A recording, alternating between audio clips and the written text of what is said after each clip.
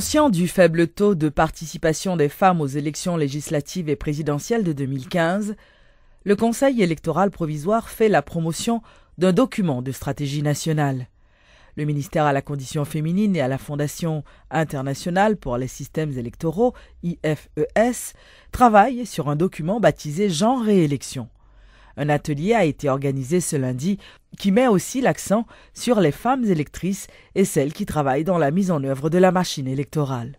Avec seulement 9% de femmes comme candidates à la députation et au Sénat, la gente féminine sera sous-représentée lors des prochaines élections. Pour s'être lancée depuis peu dans une large campagne de sensibilisation sur le respect du quota de 30% par les partis politiques, le moins que l'on puisse dire, c'est que le CEP a perdu la première manche.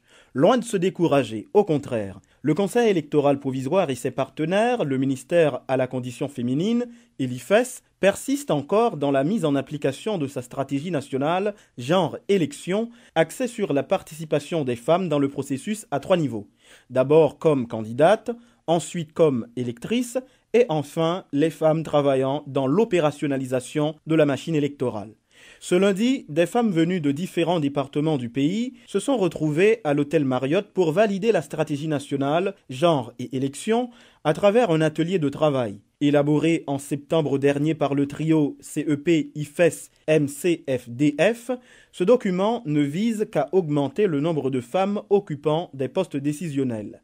Certes, le taux de femmes candidates est très faible, mais à un autre niveau, soit lors du vote, la gente féminine peut prouver sa force, estime la conseillère électorale Yolette Mengroal. La stratégie nationale genre élection pour développer, il y a des moyens là-dedans qui développer pour que il fait promotion pour femmes candidates pour que l'organisation de femmes et mesdames capables de supporter les femmes candidates. Si les violences que subissent les femmes sont une réalité même en période électorale, verbale ou physique, le mauvais traitement infligé aux femmes prend plusieurs formes, d'où la nécessité pour le CEP et ses partenaires de faire la promotion de la stratégie nationale genre et élections.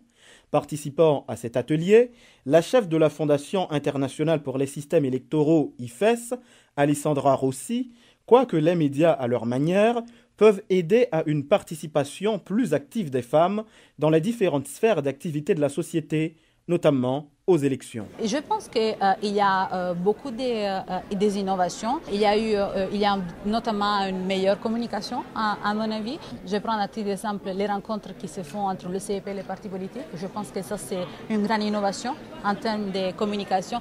Il y a une conscientisation, il y a une prise une prise de conscience afin qu'il y a davantage une meilleure communication, une transparence. Et on travaille aussi sur des thématiques transversales comme le genre, mais aussi l'inclusion des personnes handicapées dans le processus électoral. Amener les femmes à voter pour des femmes candidates, c'est une entreprise à l'issue incertaine dans laquelle se lance le CEP. Les élections de 2010 l'ont prouvé, lorsque des organisations de femmes avaient endossé la candidature de Michel Martelly face à Mirland Maniga. L'Organisation des États américains, l'OEA, a déployé le week-end dernier une mission spéciale en République dominicaine et en Haïti dans le but de recueillir des informations sur la situation des migrants haïtiens sur le terrain. Les membres de cette délégation ont déjà rencontré des représentants de plusieurs organisations, parmi lesquelles ceux du collectif du 4 décembre et du Gard. Selon Jean-Robert Argan du collectif et Philippe Jean-Thomas du Gard, plusieurs points ont été abordés lors de cette réunion avec la délégation de l'OEA.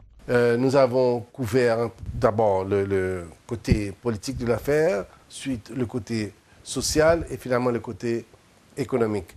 Ça a été une discussion bien simple. Nous disons situation jeune liée à Jean-Noël là et ça que nous te ça ne pas quoi là-dedans.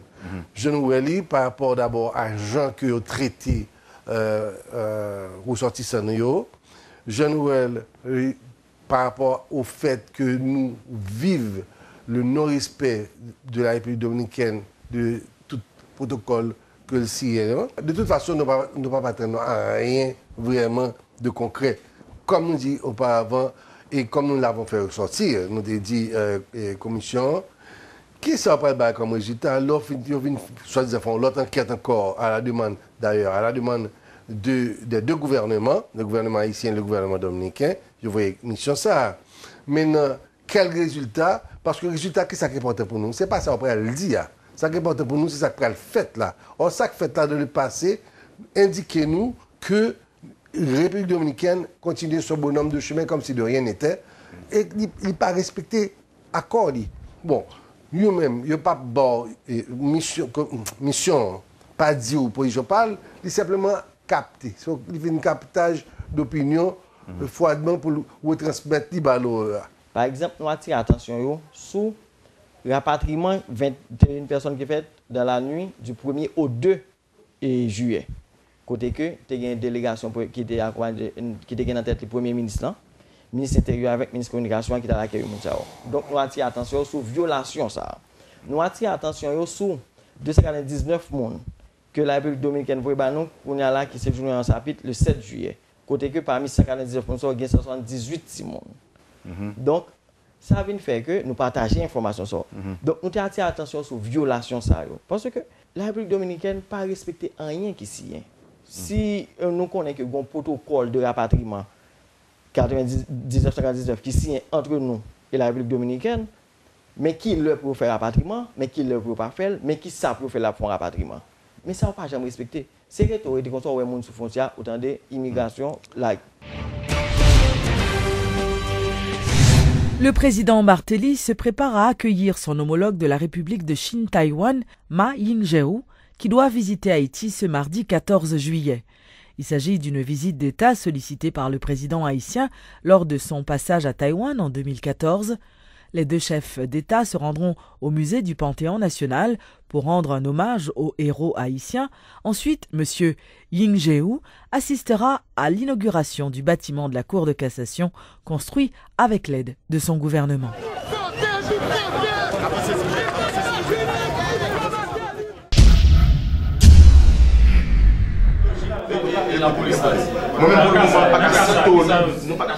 Le dossier du journaliste Samus David François de Signal FM, agressé vendredi dernier par un policier, a été transféré à l'IGPNH.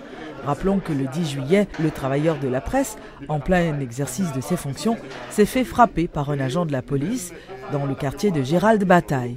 Le journaliste a porté plainte contre son agresseur pour coups et blessures et le porte-parole adjoint de l'institution policière, Gary Desrosiers, a donné la garantie que l'institution prendra les mesures qui s'imposent si le policier est reconnu coupable de ses actes.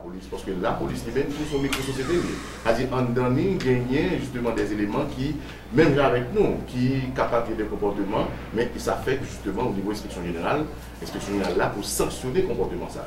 Nous, effectivement, déplorer ça parce qu'il fait pratiquement tous les médias et nous, la police, même avec la presse, c'est deux partenaires, et surtout en matière de communication sociale et communication de masse. Ça veut dire la presse sont un élément qui est très important pour nous et la presse tout, et nous toujours disons ça tout, nous impliquer tout dans le travail sécuritaire. Ça veut dire nous avons intérêt chaque jour pour policiers, pour la police et l'institution avec notre institution pour développer synergie.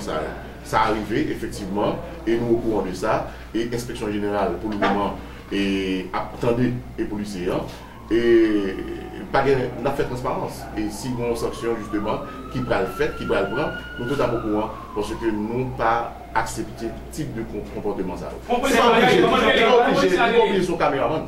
Il est capable n'importe qui dans la population qui est victime de un abus policier. Parce que là, nous ne pouvons pas tolérer ce type de comportement. Parce que le policier lui-même, il fait 9 mois au niveau de l'école, il a une formation, il dit mais comment pour que lui agisse sur le terrain. Mais comment on peut évaluer justement sur le terrain. Mais malheureusement, ça arrivait. Et moi, regardez justement de citer non, et même directrice information signale là, pas de non, et policier, parce que il y a justement la justice et tout qui est informé, de mon juge de paix qui est verbalisé. Et pour le moment, enquête là, il est au niveau de l'inspection générale, et je crois que dans la prochaine conférence de presse là, porte-parole de l'inspection générale là, a pu élaborer un peu plus. Mais pour le moment, vous gardez de tout commentaire, parce qu'il ne faut pas nuire justement à l'enquête là.